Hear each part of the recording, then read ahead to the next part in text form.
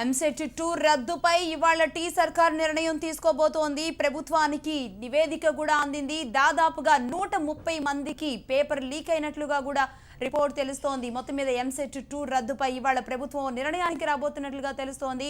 ఎంసెట్-2 scam లో CID ప్రభుత్వానికి నివేదిక కూడా ఇచ్చింది. దీనికి సంబంధించిన పూర్తి డీటెయిల్స్ సాదిక్ అందిస్తారు. సాదిక్.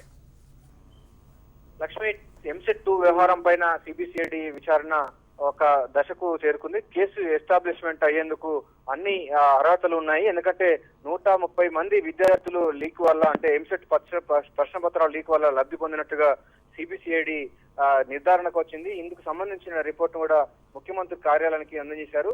మరికాసేపట్లో ముఖ్యమంత్రి కేసీఆర్ ఫామ్ హౌస్ నుంచి క్యాంపు కార్యాలయానికి వచ్చిన తర్వాత ఈ అంశం పైన కూడా చర్చించనున్నారు.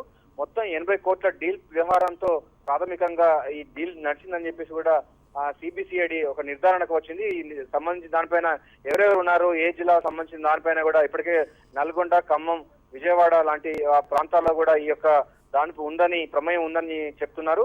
మరోమారు నల్గొండ, ఆదిలాబాద్, కరీంనగర్ సంబంధించినటువంటి విద్యార్థులను కూడా ప్రశ్నించాల్సిన అవసరం ఉందని కూడా నివేదికలో పేర్కొన్నట్టుగా మనకు తెలుస్తుంది. అయితే 130 మంది విద్యార్థులు ఎంసెట్ లీక్ ద్వారా లబ్ధి పొందినట్టుగా మాత్రం ప్రాథమికంగా సిబిసిఐడి తమ నివేదికలో ఇచ్చింది. మొత్తం 80 కోట్ల డీల్ వ్యవహారం ఉంది.